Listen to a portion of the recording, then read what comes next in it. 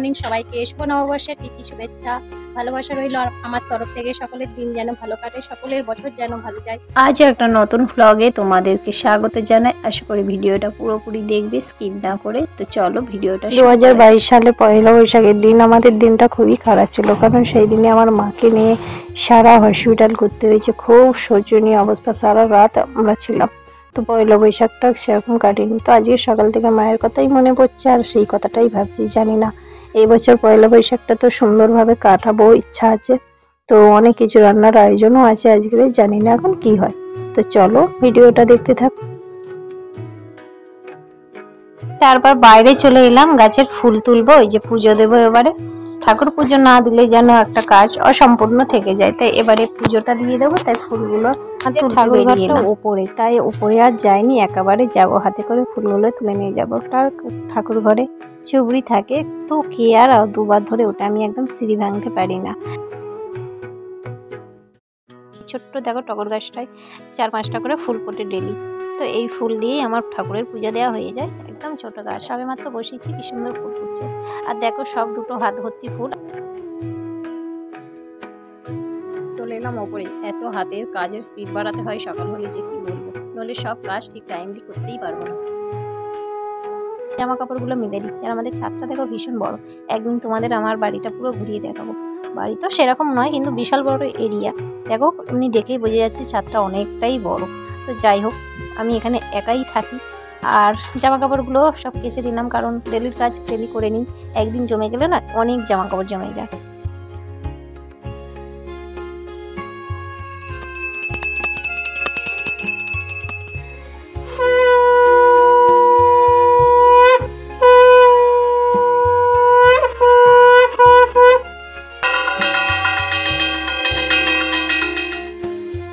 তো পুজো দিয়ে আমার সম্পূর্ণ হয়ে গেল। আর দেখো কত ফুল ফুটেছিল গাছে।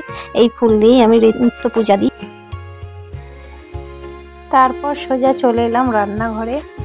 ওতে ছিল আজকের মাছের মাথা দিয়ে মুগের ডাল হবে। তো রান্নাঘরে ঢুকেই 7-5 না ভেবেই আমি মুগ ডালটা ভাজতে বসিয়ে দিয়েছি, কারণ আজকের একজন আমাদের বাড়ি অতিথি আসবেন, খাবে। তো ব্রাহ্মণকে নিমন্ত্রণ করা হয়েছে, আজকের ব্রাহ্মণকে খাওয়াবো। তাই তাড়াতাড়ি হাতের রান্নাটা সারতে হবে, কারণ উনি আসবে 1টার মধ্যে ওনাকে খেতে দিতে হবে, কারণ উনি আবার চলে যাবে হসপিটালে, সেই জন্য। আর আমি যদি পুরোপুরি রান্নাটা কমপ্লিট না করে উঠতে পারি, তাহলে নিমন্ত্রণ করে ডেকে আনাটাই বেকার হয়ে যাবে। সেই জন্য আমি ছটপট করে কাজ করছি। আর যাই হোক, হাজবেন্ড যখন ইনভাইট করেই ফেলেছে, আমি জানতাম না আগে, তো কি করা যাবে, তো করে নিয়ে ডালটা একদিকে সেদ্ধ হোক, আর আমি ভাতটা একদিকে বসিয়ে দেবো। দিয়ে বাকি যাবতীয় সবজিগুলো কেটে নেবো, কারণ একা হাতে সব কিছু মেনটেন করতে হবে। সেহেতু সময় বুঝে আমাকে টাইমলি কাজগুলো সেরে উঠতে হবে। ভাতটা বসিয়ে দেবো, তারপর ওরা ওদের মতন হতে থাকবে, বাকি কাজগুলো আমি সেরে ফেলবো। আর এইদিকে দেখো মাছ এনে রেখে দিয়েছে, মাছগুলোতে ঢাললাম, ভাবলাম এখানেই ধোবো, কিন্তু না, এখানে ধোবো না, বাইরে কলে জল আছে। তো এখানে ধুতে গেলে এখানে আবার সাবান দিয়ে মাজতে হবে, সেই জন্য বাইরেই গিয়ে দেখে এলাম যে বাইরের কলে জল আছে। তো বাইরে থেকেই মাছটা আমি সম্পূর্ণভাবে ধুয়ে নেব। মাছগুলো বাইরের কলে ভালো করে পরিষ্কার করে ধুয়ে নিয়ে এলাম। আর এখানে মাছগুলো চারিদিকে জল ঠেলে ঠেলে পড়বে, সেই কারণে বাইরে গিয়ে ধুয়ে নিয়ে এলাম। তারপর চলে এলাম সবজি কাটতে। সমস্ত কিছু রান্নার আয়োজনে জোগাড় করতেই কিন্তু অনেকটা সময় চলে যায়। আর খুন্তি নাড়তেও বেশিক্ষণ লাগে না, খেতে তো একদমই টাইম লাগে না। তো আগে জোগাড় করাটাই মেন, জোগাড় করতে করতেই না অনেকটা সময় চলে যায়। তো যাই হোক, আমি কাটতে কাটতে তোমাদের সঙ্গে একটা আমার দুঃখের কথা শেয়ার করি। 1 বছর পয়লা বৈশাখের দিন আমরা জানো পান্তা খেয়েছি। তো পান্তাটা কেন খেয়েছি জানো তো? আগের দিন রাত্রেবেলা হসপিটালে সারা রাত বসেছিলাম। পরের দিন আর এত টাকা বেরিয়ে গেছে, পরের দিন রান্না করারও ইচ্ছা শক্তি নেই, আর রান্না যে করব সেই জিনিসটাও কেনার ক্ষমতা ছিল না, এইরকম ছিল। তো ভোরবেলা উঠে সকালবেলা উঠে ওই পান্তা ছিল হাঁড়িতে, পান্তা আর একটা আলু ভেজে, একটা আলু ভেজে আমরা 4 জনে খেয়েছি, জানো তো। সেই দিনটা খুব কষ্টের দিন কেটেছিল। তখন আমার মা অসুস্থ ছিল, মাকে ভর্তি করতে হয়েছিল। তো মাকে নিয়ে বহুবার হসপিটালে গিয়েছি। তো সেই কারণেই আমাদের এই দুর্দশা। তো সবজি কাটতে কাটতে উঠে এসে দেখলাম ডালটা পুরো সেদ্ধ হয়ে গেছে, আর আমি ডালটাকে সাদাল দিয়ে দিচ্ছি, একটু ঘেঁটে ঘুঁটে নিচ্ছি আর কি।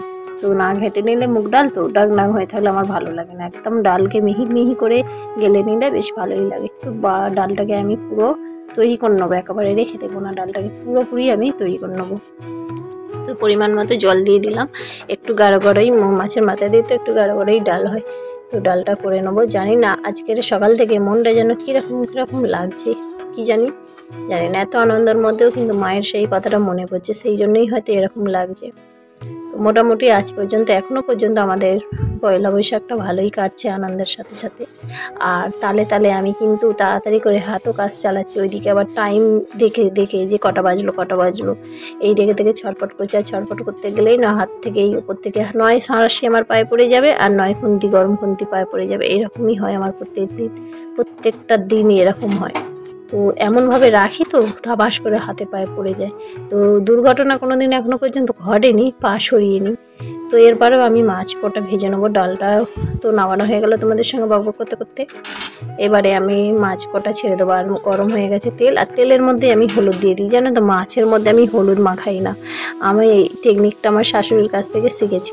তো মাছে আমি হলুদ মাখাই না, ডাইরেক্ট তেল গরম হয়ে গেলে একটু হলুদ ছেড়ে দিয়ে সাথে সাথে কিন্তু মাছগুলো ছেড়ে দিতে হবে, নইলে হলুদগুলো পুড়ে যাবে। তো আমি মাছ কটা পুরোপুরি ভেজে নেবো। আর একা হাতে আমার বড় মেয়ে থাকলে কী হবে, ও একদম কোনো কাজ করে না। তো দই কাতলা হবে। আর এদিকে আছে মাছের মাথা, এখনও ভাজা হয়নি, এটা মাছের মাথা দিয়ে ডাল হবে। আর এখানে আম কাটা আছে, আমের চাটনি বানাবো। আর এখানে সব রকম সবজি কেটে রেখে দিয়েছি, এগুলো ভাজবো, কারণ অনেক দিন ধরে পড়েছিল, তো ভেজে নিয়ে গোটা, তো ভাজার সময় আলাদা করে নেব। আর এখানে দেখো ডালটা আগে থেকে সেদ্ধ করে দিয়েছিলাম, তো এখনও ফোড়ন দেওয়া হয়নি। ওই যে মাছের মাথা আছে ওই দিয়ে ডাল করব।